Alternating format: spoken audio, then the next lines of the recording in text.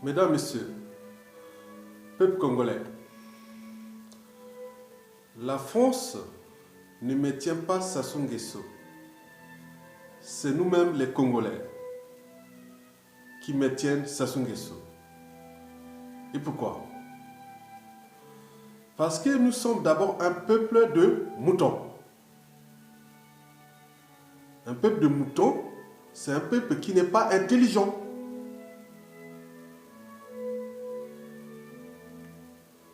Il n'est pas structuré, ni organisé, et encore moins courageux.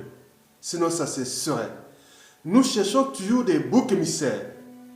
Sassou vit au Congo. Il se déplace au Congo.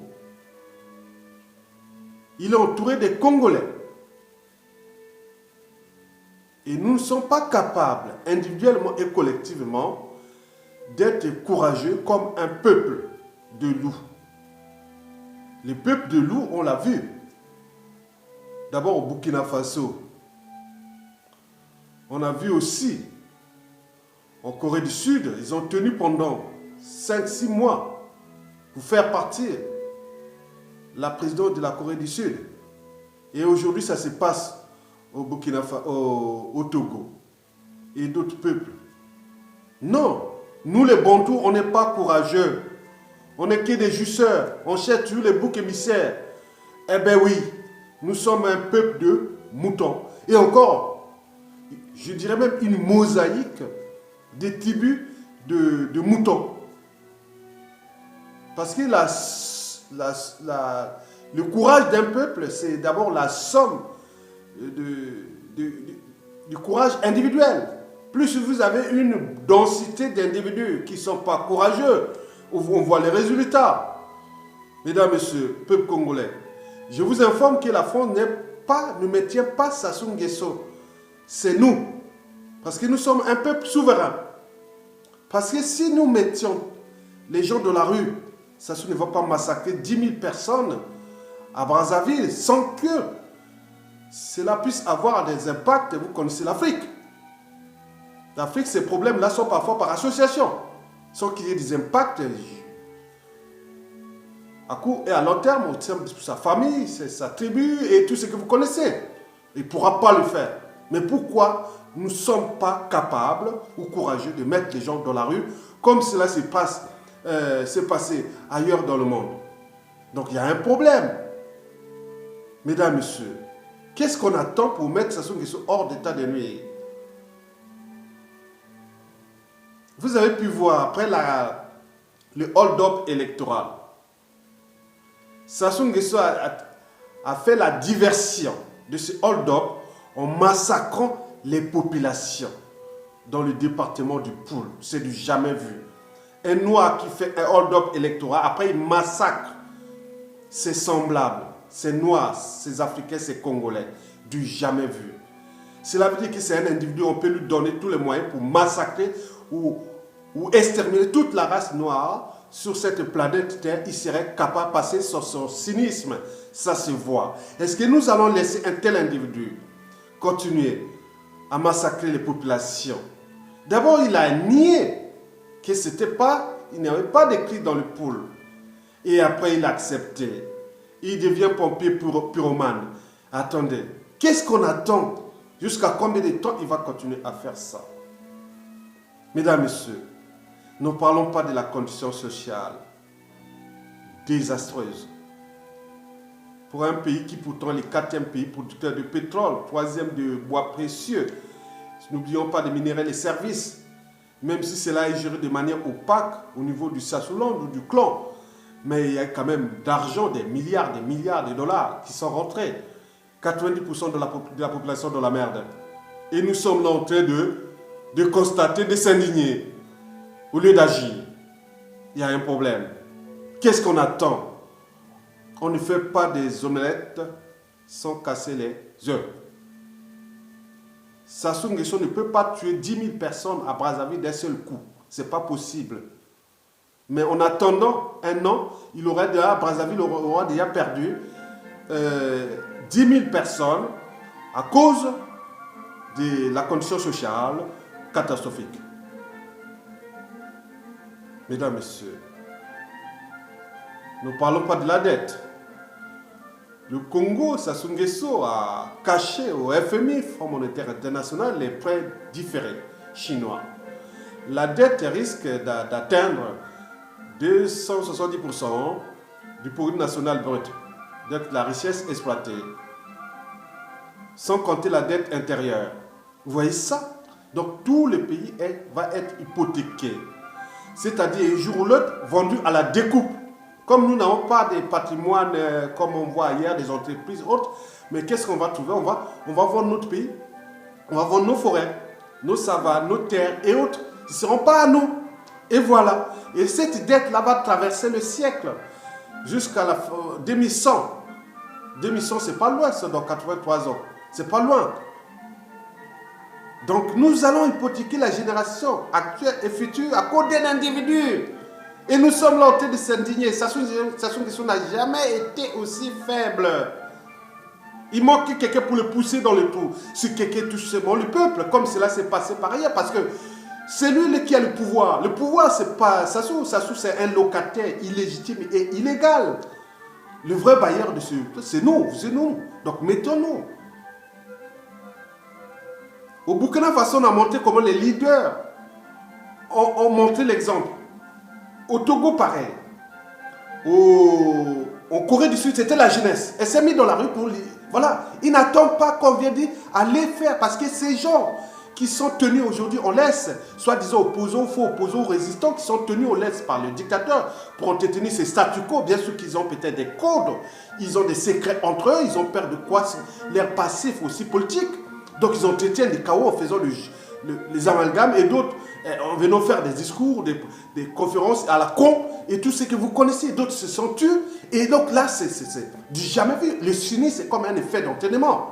Donc nous ne devons pas laisser libre cours à ces choses-là. Activons-nous pour mettre les gens de la rue, quelle que soit la casse.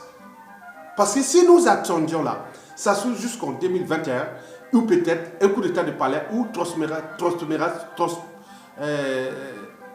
transmettra ce pays comme une vulgaire parcelle de famille à ses enfants, petits-enfants ou autres. C'est parti pour là, puisque nous sommes un peuple de moutons. Les autres se plaignent. Mais non, il faut agir, occupez-vous. Dites l'ancien message des tracts dans Brazzaville, on se retrouve tous quelque part. Où trouver les stratégies pour se battre. Arracher d'abord notre liberté, puis notre dignité et récupérer notre pays. Ce n'est pas ce monsieur, mesdames, messieurs. Oui, regardez le dictateur. Qu'est-ce qu'on attend? Les dictateurs injectent plus d'argent à entretenir d'une part ces morts que dans l'éducation nationale. Parce que l'éducation nationale, c'est l'avenir du pays. Le pays est déclassé. Vous voyez la situation de l'école, l'enseignement supérieur et la recherche. Et tout cela. Non, le pays est déclassé. On ne peut pas être pays émergent, comme on l'a dit, en 2025 avec un pays où la formation, le savoir, la connaissance est au dernier rang mondial. Ce n'est pas possible. Alors qu'est-ce qu'on attend? Mesdames, Messieurs, d'autre part, Sassou Nguesso a toujours injecté cet argent pour acheter la conscience mondiale. C'est pourquoi, d'où son arrogance. Ici en France, on tremble quand Sassou Nguesso parle. Toute la classe politique française tremble parce qu'ils ont pris l'argent de ce pays avec tous les réseaux. Avec Sassou qui l'a alimenté, qui l'a fermé la bouche. Et partout dans l'Union européenne, l'Union africaine, les Nations unies et autres. À cause de notre argent et nous, il suffit que nous mettons dans la rue et on fait tout là, tous les systèmes s'écroulent. S'écroulent comme un château de cartes. Il n'y a que Sassou Nguesso qui est au sommet de la pyramide de ce déclassement. Si vous le faites, boum, ça s'écroule. Donc qu'est-ce qu'on attend? En attendant, il achète les armes qui continuent à massacrer. Pas les Larry Congo, il continue à massacrer des Noirs, des Congolais, des Africains. Sassou massacre les Noirs, les Africains, les Congolais. C'est le discours qu'il faut entretenir. Sassou massacre ses semblables, des Noirs, des Africains, des Congolais. Du jamais vu. Après, hold up, on vient massacrer la population. La violence devient son mode de gouvernement. Comme on dit, ne faites jamais autrui ce que vous ne voulez pas. Et si demain, nous aurons encore un peu plus fou que lui? Donc il faut éviter cela. D'où l'enjeu de mettre tous les moyens pour qu'ils partent. Maintenant, regardez, il y a des cas d'école partout dans le monde. Qu'est-ce qu'on attend? Mais lui continue à entretenir ses compagnies de mercenaires qui ont pris le contrôle de nos armées et de la force publique. C'est du jamais vu. Où sont les armées? Où sont la sécurité publique? Maintenant, elle met des mercenaires. Et la défense nationale, on met aussi des mercenaires. Mais c'est jamais vu. Le cerveau du Congolais, tant au niveau civil, politique et militaire, est abîmé complètement. Donc le pays est en danger.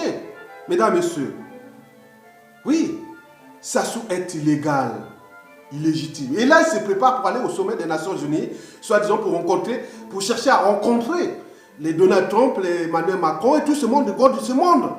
Puisqu'il sait qu'ils ont fait des moutons. Donc il y a des lobbying, des lobbyistes qui travaillent au ce moment pour que Sassou aille aux États-Unis, à New York, au sommet des Nations Unies, pour rencontrer Donald Trump et tout ce monde-là. Parce que le peuple est dans le statu quo. Donc, nous devons arracher notre liberté coûte que coûte. Parce que pour eux, Sassou doit rester au pouvoir coûte, quels que soient les moyens utilisés. Pas les moyens de leurs moyens, les moyens de l'État congolais. Le pétrole congolais, le bois congolais, les ressources congolaises. C'est eux qui, c'est une ristourne. Ils utilisent ces moyens de l'État congolais contre nous-mêmes. Et nous sommes là en train de s'indigner au lieu d'agir. Regardez les moutons. Quand les loups les attaquent, sont là, un à un, ils regardent. Ils les font tomber comme des quilles. Les gnous, pareil. Quand on voit les gnous par rapport aux lions, c'est pareil. Mais les buffles, ils se regroupent. Même si on attaque seulement un seul, ils se regroupent, ils viennent attaquer. Ça, c'est un peuple de loups. Nous devons être comme les peuples occidentaux. On peut insulter un peuple ici, par exemple, en France, il y a 1200 manifs chaque jour et pourtant la condition sociale n'est pas aussi catastrophique comme dans le tiers-monde. Mais parce qu'on est ici dans l'anticipation. Mais nous sommes toujours dans la soumission et la culture du bouc émissaire.